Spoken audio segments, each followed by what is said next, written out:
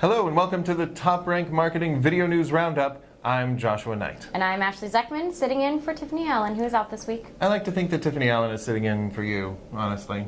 I'll tell her that. You shouldn't tell her that. We love Tiffany. Actually, if I were on Facebook, you know what I'd do? I would like Tiffany. I would probably even use one of those little icons to be like, wow, or love, or something like that. Because, as you might have guessed, I'm still on Facebook. And guess what? So many people are still on Facebook. So news of Facebook's demise has been greatly exaggerated and largely discussed for a long, long time. The folks over at some podunk town college called Princeton. Never heard of it. Yeah, I never heard of it. But in 2014, they said that by 2017, Facebook was predicted to lose 80% of its users. So guess how many percentage of its users Facebook did end up losing? No percent. Even less than no percent. Facebook has actually added 18.6 million users since 2015. So they are not only dying, but they are continuing to thrive. 86% of people in the coveted only demographic that matters because the rest of us are irrelevant, 18 to 29-year-old demographic, 86% are using Facebook on a daily basis. The highest percentage of daily visitors for any of the social networks, Facebook's got it at 76%. That includes 65% of all baby boomers in the country logging in on the daily. So what I've seen here, though, is that Facebook has made this kind of transition from just a network where you talk about yourself or you share your baby pictures or your vacation pictures to more of a news site, which is alternately interesting and terrifying. But we've seen that 65% of people who use Facebook say that they get their news from the platform, and Facebook is responsible for about 80% of all of the links that are sent to news sites from social media. So wow. Facebook is continuing to evolve as a platform. I think that's pretty cool because they are, I would say they're friendly to marketers, and they seem to want to be a good marketing platform in that they are happy to take our dollars, but they are also trying to deliver real value for us as well as make it a good place for the people that they're in. So I'm happy about this because for me, Facebook still makes sense, unlike some other crazy, young kid platforms like, oh, I don't know, let me just randomly say Snapchat. What? Yeah. How did you know I was going to talk about Snapchat yet? I'm deeply psychic.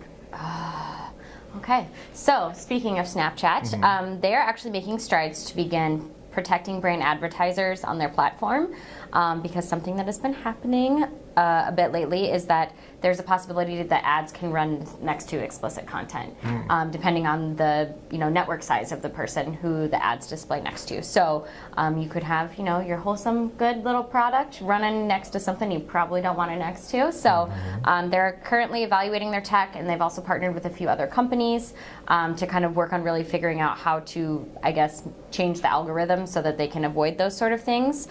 Because a lot of brands are nervous about what type of content their ads are going to run by, and rightfully so. It makes sense. So something that we'll probably see coming up in the very near future. I'm sure they'll do an announcement once they are able to make that change fully, but something they're looking into. That is kind of fascinating that instead of we want to reach the broadest audience possible, it's also, ooh, but we want to look out for our brand. Yep. So you don't want to have like your company's brand next to, say, a site that's talking about how Beyonce and Jay-Z are secretly lizard people from the planet Xenon, which they are not. Please help me, they have my family.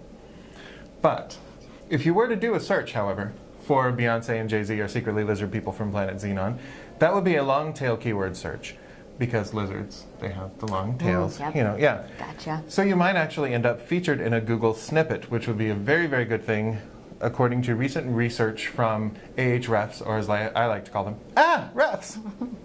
Anyway, refs said in a study of 112 million keywords, they found out that a featured snippet that's going to appear in the little box above the first organic result can get 8.6% of the clicks that organic result would have gotten by itself. What? So it's directly stealing clicks from that first organic result. Nice. They did see, though, that only 12.3% of the keywords that they researched had the snippets at all.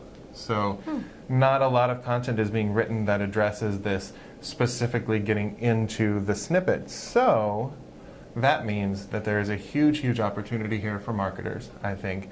What you need to do to get yourself snippeted is first you want to focus on those long tail keywords think of a query that somebody would put in for answering a specific question, and then make your content a comprehensive look at this topic. Use a how-to guide is going to be a good way to get all of your steps listed in that snippet with a link to your site, so that's great. Or a list of the most popular things, or the most lizard people from planet Xenon, people who are the most lizardy, or even just the definition of a term, kind of like how Joe Polizzi owns the term content marketing. That'll help you get in that box. So in addition, you can look at the schema that you use on your site, and that's a good way to tell Google and other bots, Bing bots? I'm going to say Bing bots. Going to tell those Bing bots what your site is and how that information is structured and what it is, and that will make it more likely to get featured. So I'd say snippet. Let's do it. Just snippet? Mm-hmm. Nice. Snippet to a Slim Jim. I like it. On another Google note, the company has begun developing a new feature that's currently in beta that allows qualifying merchants to add a Buy on Google button to their ads. Right? It's so hard to spend money on the internet. I'm so glad somebody's addressing this problem. Thank you, Google, for finally making it easier. So since it's new, it's currently only available to, like I said, a select number of merchants, but it's also only available to Android users. They get everything. Whoever those people might be. All we iPhone users get is quality hardware. Yes, so limited number of merchants, limited audience, and obviously if it's only for Android users, then it's a mobile thing for right now, not a desktop thing. But I think the big question is how will this compete with e-commerce giants like Amazon and other companies like that? And when you already have the shopping options within Google, how does that impact that? So I think initially the advertising dollars are probably going to be pretty high for that coveted place, and I believe it also integrates with Google Wallet. So it's seriously just a one click, you're done. You bought it. Whoops. Next up is probably Google Brain, which is just you think about a product like 3 or 4 times and it just orders it for you. Exactly. And it shows up at your house. I, for one, welcome our new robot overlords, because they're probably going to be nicer than the lizard people from planet Xenon. I'm just saying. Maybe, who knows? Yeah, who do not exist. Please help me to have my family. Anyway, thanks for tuning in, regardless of whether you're a lizard person or not.